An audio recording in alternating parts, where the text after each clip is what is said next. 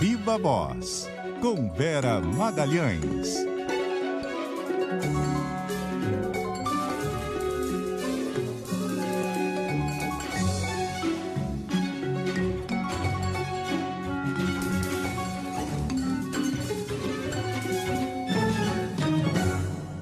Seis horas e 3 minutos, Viva Voz, Vera Magalhães, boa noite.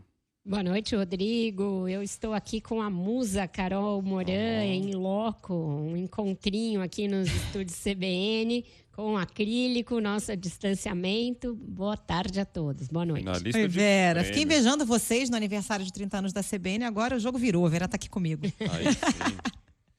Olha só, tá com vocês aí, né? Quero só ouvir. Ele tá com cara de ciumento, eu achei. Quero só ouvir. Quero só ouvir. Vai, Carol. Bora. Passou a bola assim pra mim? É lógico, eu quero só ouvir. O que vocês vão aprontar aí? Deixa eu ser você vai ficar no ouvinte. chinelinho aí. É claro, tá deixa eu ser ouvinte por alguns momentos. Então tá, vamos começar falando do Bolsonaro, Vera, que tá, de volta ao batente, entre muitas aspas, né? O presidente curtiu aí o feriadão e aproveitou para rebater o arcebispo de Aparecida, que foi, acho que, a grande figura aí do noticiário desse feriado, né, Vera? Pois é, ele apareceu, né, na missa de celebração do Dia da Padroeira, o presidente foi, mas antes o arcebispo já tinha dado aquele recado de que pátria amada não pode significar pátria armada, Carol. Lembrando que o presidente sofreu alguns apupos lá em Aparecida, foi vaiado, foi também bem recebido, mas também vaiado.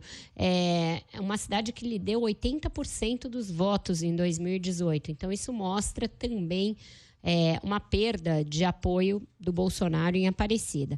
Mas, hoje, de manhã, ele aproveitou para rebater esse discurso, né, a homilia feita pelo arcebispo contra as armas. Voltou a repetir que armas significam liberdade, que a pessoa que está armada pode se proteger, pode ter a sua liberdade de ir e vir assegurada, etc., que é um discurso bastante desmentido pelos dados. Todos os dados de segurança no Brasil e no mundo mostram que quanto mais armada é a população, mais existem acidentes que fogem ao controle, com armas, etc., mas o presidente reforçou esse seu discurso, assim como também reforçou o seu discurso anti-vacina, Carol.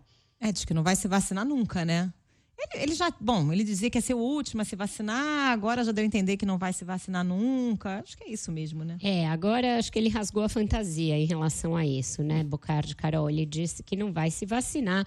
Por que eu vou me vacinar se eu tenho IgG nas alturas? E aí citou o índice do IgG dele. IgG é um dos indicadores aí que a gente faz em exame de sangue para testar a imunidade, os anticorpos, né? IG são as imunoglobulinas e tem vários tipos de IG, IgA, IgG. O IgG é apenas uma das imunoglobulinas analisadas nesses exames e nem só por imunoglobulinas você pode medir a sua resposta imune à Covid-19. Tem toda a questão dos anticorpos neutralizantes, precisa de um exame bem mais completo para que se saiba se a pessoa está imune realmente a uma reinfecção por Covid-19, porque o presidente já foi infectado no ano passado. E as vacinas, elas justamente oferecem uma resposta imune mais completa, porque elas são de diferentes tipos, usam diferentes tecnologias. Então, uma estratégia vacinal completa pode abranger uma proteção que essa proteção natural dada pela infecção por Covid-19 não prevê, não provém. E também os infectologistas, os médicos, são unânimes em dizer que a ciência ainda não tem uma resposta exata para por quanto tempo dura a imunidade natural que a pessoa adquire depois de ser infectada pelo novo coronavírus, além do fato de que existem variantes circulando. Então, o presidente prestou mais uma desinformação, não é porque ele tem o IgG alto, eventualmente, que ele está protegido, blindado contra uma reinfecção por Covid-19. E também o fato dele se vacinar funciona não só como um exemplo, como ajuda a conscientizar a pessoa de que a vacinação é um ato coletivo, é um ato comunitário. Todo mundo precisa se vacinar para que a gente melhore a nossa resposta à pandemia, Carol.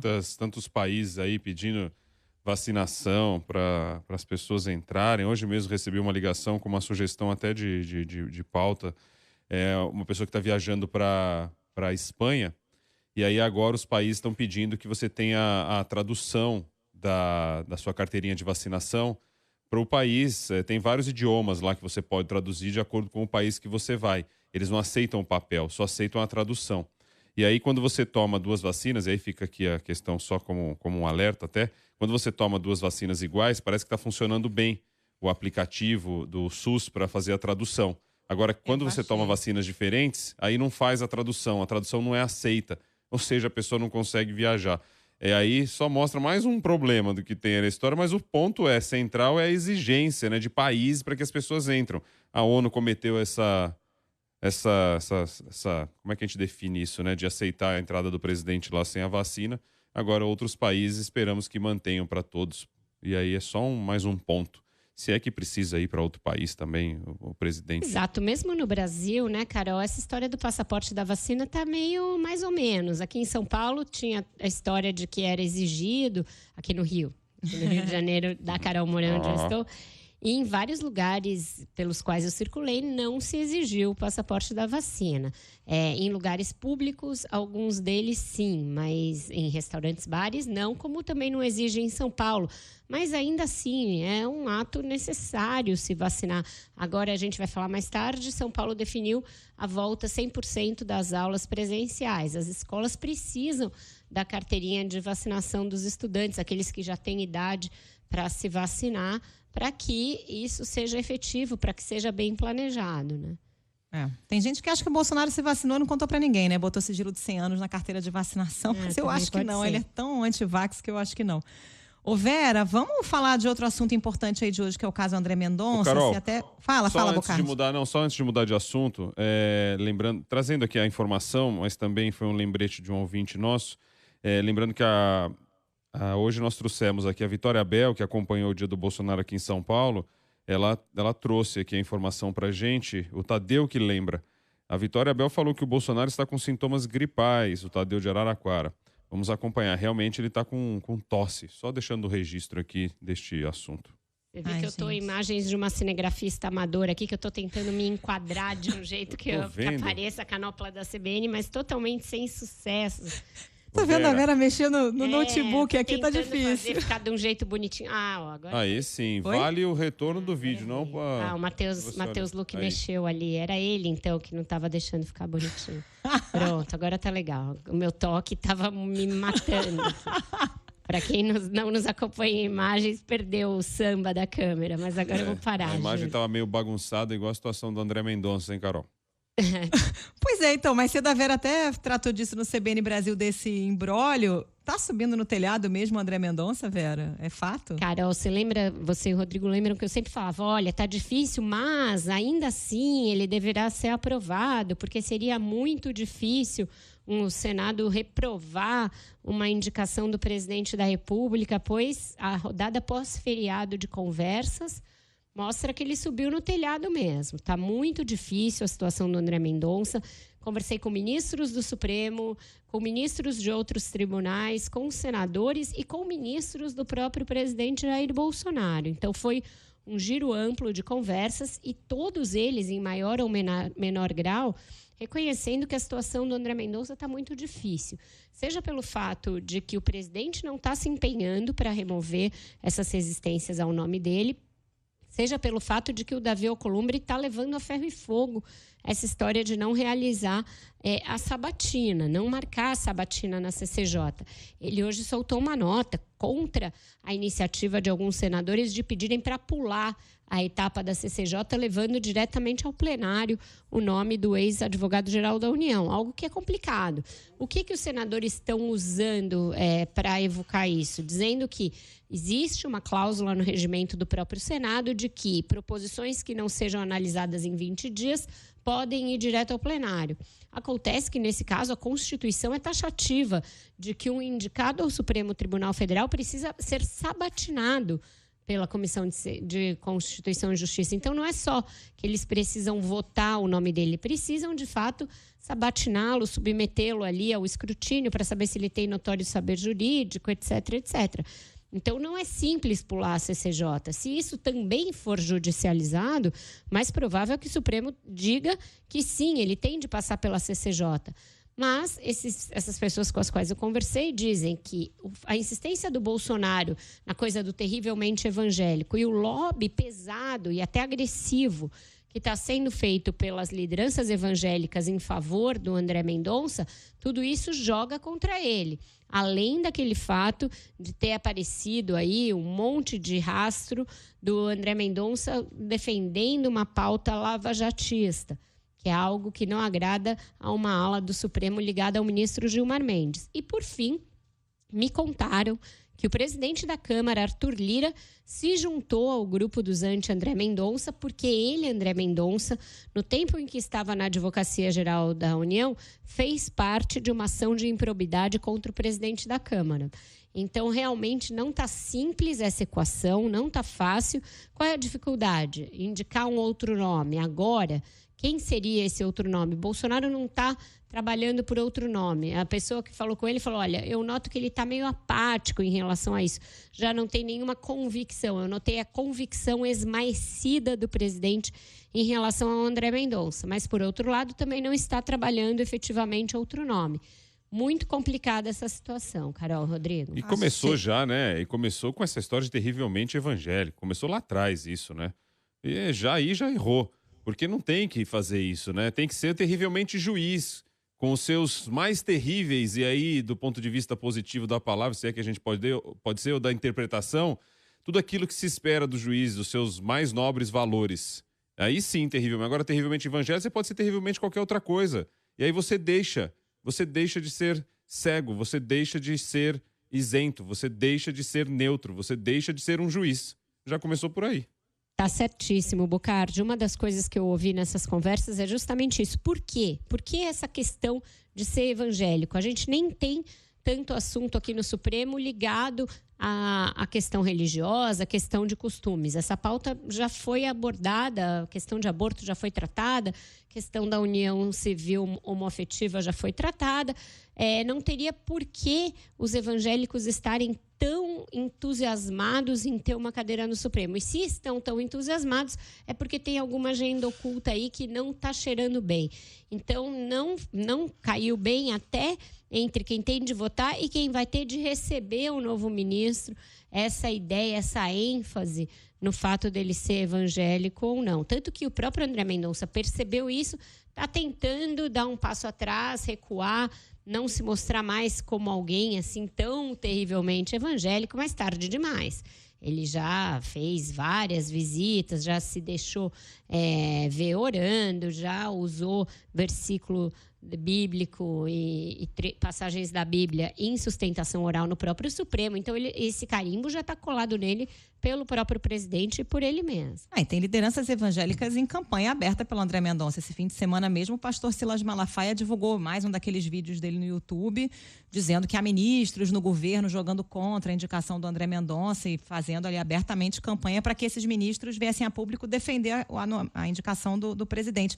Mas achei essa nota do Alcolumbre, Vera, bem sintomática desse enfraquecimento, né, do André Mendonça, porque ele deixa ali nas entrelinhas claro que não tem a menor intenção de pautar. Ele não ia divulgar essa nota se não tivesse respaldo dos pares ali na casa, né? Ele reagiu a essa tentativa de jogar o caso direto para plenário, tirando da CCJ, lembrando que o próprio Supremo reconheceu que ele não está fazendo nada de errado, ao dizer que ele não tem um prazo definido para pautar a questão do André Mendonça, que então essas acusações que fazem a ele seriam levianas, etc., e dizendo que ele está sofrendo ataques religiosos por supostamente estar misturando questões religiosas ao não pautar a questão do André Mendonça. O que está se discutindo aí, Carol e Rodrigo, é se o Bolsonaro vai chamar o Davi Alcolumbre para uma conversa. problema é que passou tanto tempo, né? Desde julho essa indicação ali, e aí hoje a data redonda, né? Porque foi dia 9 de julho que o ministro Marco Aurélio se aposentou e dias depois Bolsonaro oficializou o nome do André Mendonça. Então, já passou tanto tempo que não é mais só o Davi Alcolumbre o problema do André Mendonça. Se espalhou muito essa indisposição com esse nome e o que me dizem é que talvez realmente tenha chegado a um ponto de não retorno, que se Bolsonaro insistir no nome dele, poderá sim ser rejeitado em plenário e na própria CCJ. Vera, estão perguntando, Ricardo pergunta entre outros aqui, aí vocês não vão falar da treta Dilma-Ciro? Vamos, estava na nossa pauta, Ricardo. Explica aí essa treta, vai. Pois é, a trégua do Ciro durou menos do que a trégua do Bolsonaro com as instituições, né? O Bolsonaro até que demorou mais para chamar o Supremo para briga de novo do que o Ciro para chamar o PT. Ele, no fim de semana, no feriado, aí tinha dito que o Lula havia conspirado contra a Dilma, havia atuado para desestabilizar o seu governo, tinha sido um dos principais fatores de desestabilização do seu governo. A ex-presidente Dilma Rousseff reagiu, acusando o Ciro de mentiroso, dizendo que ele mentia, etc.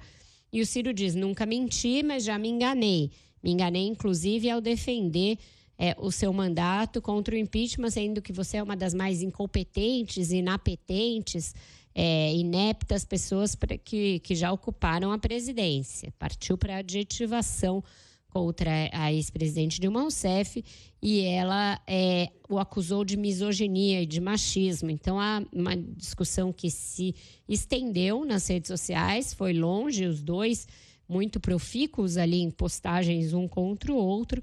O fato é que o Ciro praticamente rompeu com o lulopetismo aí nesses últimos dias, depois de propor uma trégua a todos aqueles que são contra o presidente Jair Bolsonaro. A trégua não durou nada, ele voltou ao ataque contra o PT, fez isso numa live aí no fim de semana, enfim, ele está bem naquele jeito Ciro Gomes de ser, né, que não poupa adjetivos para ninguém. Isso mostra que a divisão da esquerda vai continuar. A Dilma, nas postagens dela, também ironizou o fato dele não crescer nas pesquisas e atribuiu a isso esse desespero e esse discurso antipetista. Diz que ninguém que está em campanha há tanto tempo tem tão pouca votação, que ele não chega a 2 dígitos nas pesquisas, o que é verdade, ele realmente tem demorado a decolar. E acho que vai haver um problema posto para ele, porque com uma briga aberta contra o PT e contra a própria esquerda, fica difícil para ele ser enxergado como um candidato alternativo ao nome do próprio Lula. Então, o Ciro está meio sem espaço. A gente já falou disso aqui algumas vezes. Ele parecia ter entendido isso e aí proposto a tal da trégua, mas uma trégua que não durou nada e ele já está em franca guerra com o petismo de novo. Cálculo eleitoral também, né, Vera? É isso, a gente já falou sobre isso. O Ciro não vai crescer pela esquerda, ele está tentando um flanco ali, fazendo oposição ao Lula e pegando esse bolsonarista arrependido, né? Difícil também. Difícil, isso, né? Pois é, bem complicado. O bolsonarista arrependido tem outras opções antes de chegar a ele. Não se sabe se o Moro vai ser candidato ou não. Não se sabe se vai haver uma candidatura do presidente do Senado, Rodrigo Pacheco, se o DEM vai lançar alguém, quem vai ser o próprio candidato do PSDB. Mas me parece que todas essas opções dialogam melhor, inclusive na proposta econômica e principalmente na pauta econômica, com um eleitorado de direita ou centro-direita que tenha se arrependido do Bolsonaro do que o próprio Ciro. Então, se ele não começar uma revisão de alguma natureza no seu discurso econômico, fica muito difícil ele fisgar esse eleitor. Por isso que eu não entendo direito qual é o cálculo político do Ciro e qual é esse eleitor que ele pretende exatamente atrair, Carol. No cenário de hoje, onde se encaixa, é isso que realmente fica difícil. É impressionante, né? Você tem o vazio, você tem o vácuo, você tem a demanda, você tem o espaço, isso todo mundo sabe que tem aí, buscando sempre um nome, e os nomes que tem, eles não conseguem se encaixar ali nesse lugar, né? E ocupar o espaço que está ali, no vazio que está ali colocado. Pra gente fechar, tem a história que você falou rapidamente, não sei se você quer retomar, a história do anúncio da volta ao ensino presencial, foi o destaque de abertura que também achei super importante nas escolas aqui de São Paulo, pelo número elevado de alunos, 3,5 milhões, um pouco mais até, de alunos em São Paulo, e aí um tempo perdido enorme, e agora tentar tirar esse atraso aos pouquinhos ainda, porque tem uma questão do distanciamento para ser colocado. É isso, né? Mas pelo menos é antes tarde do que nunca. E aí correr atrás da evasão também dessas crianças na escola, né, Vera? Pois é, Bocardi, eu acho que o principal desafio aí é equacionar as aulas nas redes públicas, e aí tanto a estadual quanto as municipais, e o que já está havendo em grande parte das escolas privadas, porque tem um gap muito grande aí, né?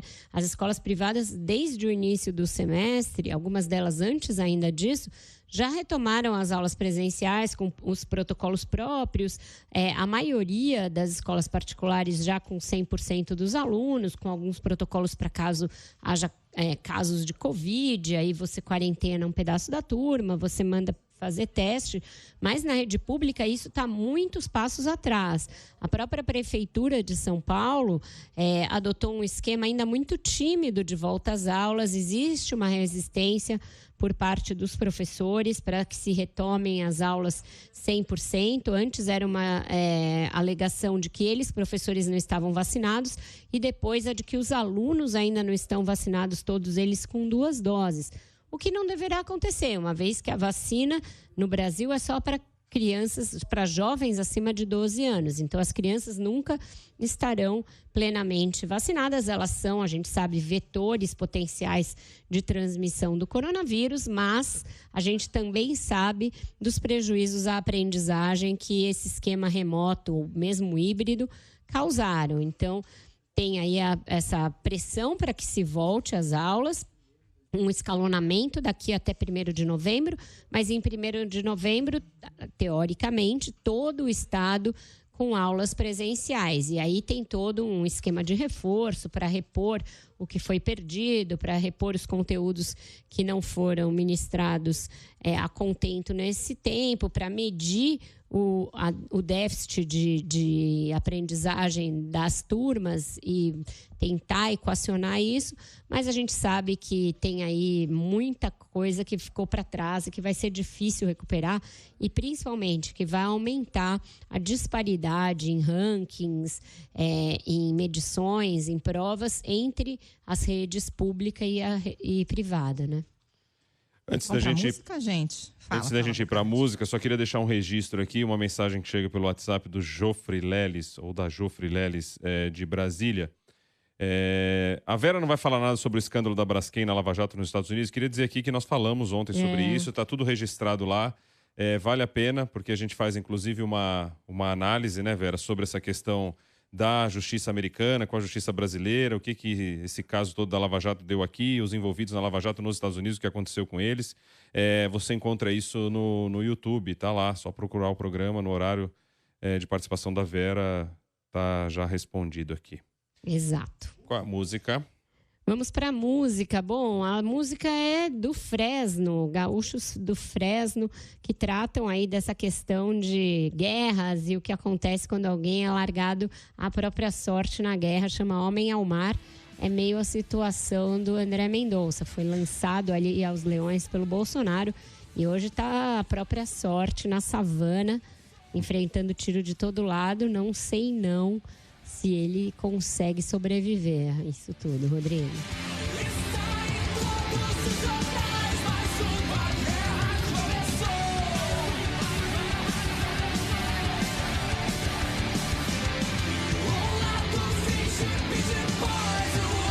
Nossa, pauleira, hein? Pauleira, rocão. Aí você tá nessa savana aí, sei não se sai vivo, hein? Entrou de gaiato no navio, outra Esse música. É o próprio, acho que a gente já até usou uma vez, também serve essa. Você viu que o Crespo pediu pra sair, né, Vera? Quê? O Crespo. E acho que a gente vai trazer o Ceni, viu? Já tá confirmado, os detalhes já. Já? Já. Ah, vocês estão falando de futebol. Demorei uns 5 segundos até entender. Falei, gente, quem é Crespo? Você viu a Vera, É né? ministro? É ministro? Vera Tem tanto ministro que a gente não sabe o nome agora, né? Mas a Vera a Vera articulada, né? Nesse caso, ela não. O ministro vai lá ocupar o ministério. Não, o técnico São Paulo fala assim, a gente vai trazer o Ceni. A gente. Nesse caso não tem distanciamento jornalístico, infelizmente. Aqui é sem isenção, gente. Valeu, pré-aniversariante, Vera Magalhães. Amanhã tem festa, hein, Vera? Viva a voz. Amanhã tem. Tchau, gente. Até amanhã. Beijo, Vera. Beijo, Carol. Beijo, Rodrigo. Beijo. Só porque vocês duas aí, juízo, hein? Ah, ela vai partir, tá com a mala aqui já pra voltar pra São Paulo. Acabou-se que era doce.